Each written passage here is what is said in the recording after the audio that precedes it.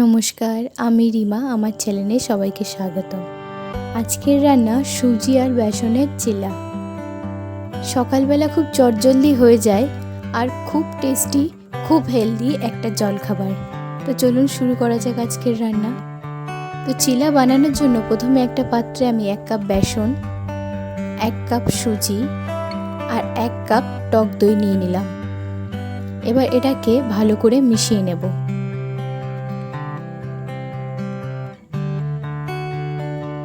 এবার এতে অল্প অল্প করে জল দেব।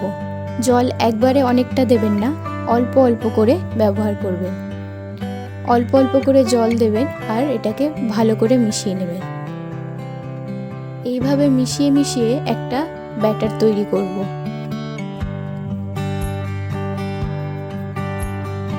ব্যাটারটা খুব পাতলা হবে না, খুব ঘন হবে না, নর্মালি একটা ব্যাটার তৈরি হবে। তারপর এতে সামান্য পরিমাণ লবণ দিয়ে আরেকবার একটু মিশিয়ে নিয়ে এটাকে 10 মিনিট রেস্টে রেখে দেব। সুজি আর টক দইটা ভালো করে সেট হয়ে যায় যাতে।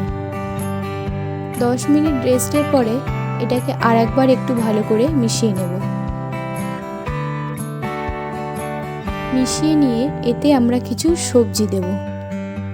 এখানে আমি নিয়েছি সেদ্ধ আলু, কোরানো গাজর, ক্যাপসিকাম কুচি,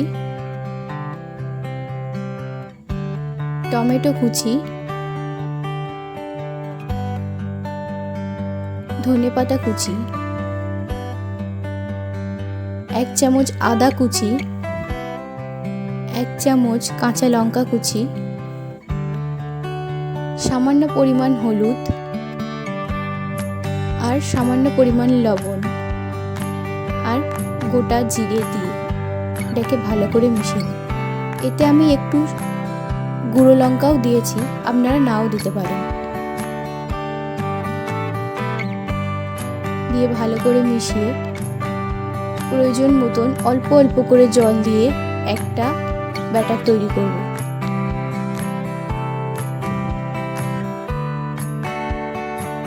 দেখুন ব্যাটারটা ঠিক এই রকম হবে, না পাতলা না গাঢ়।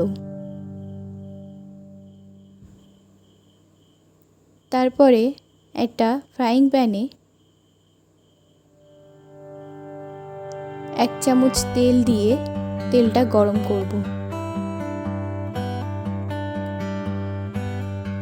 তেলটা সারা দিকে মাখিয়ে নিয়ে তারপরে 1 চামচ করে ব্যাটারটা দেব। একবারে খুব বেশি ব্যাটারটা দেবেন না, তাহলে চিলাটা মোটা হয়ে যাবে আর ঠিকঠাক ভাজা হবে না, তখন খেতেও ভালো লাগবে না। নর্মালি একটা রুটির মতন সাইজ করব, আপনারা সাইজে ছোট কিংবা বড় করতে পারেন। দিয়ে এটাকে ঢেকে রেখে দেবো 2 মিনিট। 2 মিনিট পরে ঢাকনাটা খুলে এটাকে উল্টে দেব। উল্টানোর সময় খুব সাবধানে উল্টাবেন যাতে ভেঙে না যায়। এইভাবে আগে চারিদিক থেকে একটু গোল করে দেখে নেবেন যে এটা লেগে গেছে কিনা। দিয়ে খুব সাবধানে হালকা করে এটাকে উল্টে দেবেন।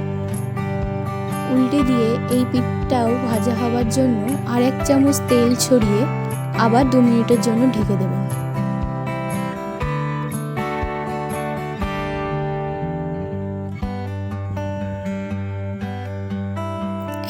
একটা চিলা তৈরি করার জন্য আমার মোটে 2 চামচ তেল লাগবে। এবার এই পিঠটাও হয়ে গেলে ওটাকে আরেকবার উল্টে ভালো করে ভেজে নেবেন। যতক্ষণ না ভালো করে ভাজা হয় উল্টে পাল্টে ভেজে নেবেন, কিন্তু খুব সাবধানে।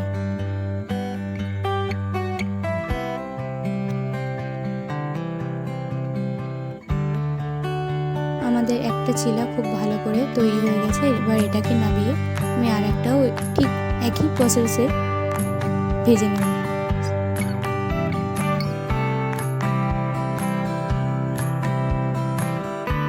আপনারা এই চিলাটা শুধু শুধুই তৈরি করতে পারেন। যদি কারো সবজি খেতে পছন্দ না করেন তো শুধু সুজি, বেসন আর দই দিয়েই তৈরি করতে পারেন। আর যাদের এর থেকে কোনো সবজি পছন্দ না তারা সেই সবজিটা বাদ দিয়ে পছন্দের মতন সবজিও অ্যাড করতে পারেন।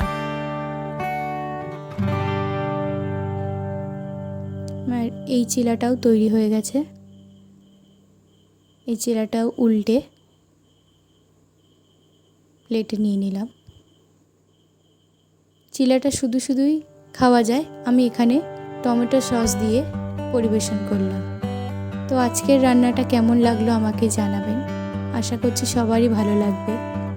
তো ভিডিওটিকে একটি লাইক করে দেবেন আর চ্যানেলটিকে সাবস্ক্রাইব করে দেবেন। দেখা হবে খুব শিগগিরই পরে একটা ভিডিওয়।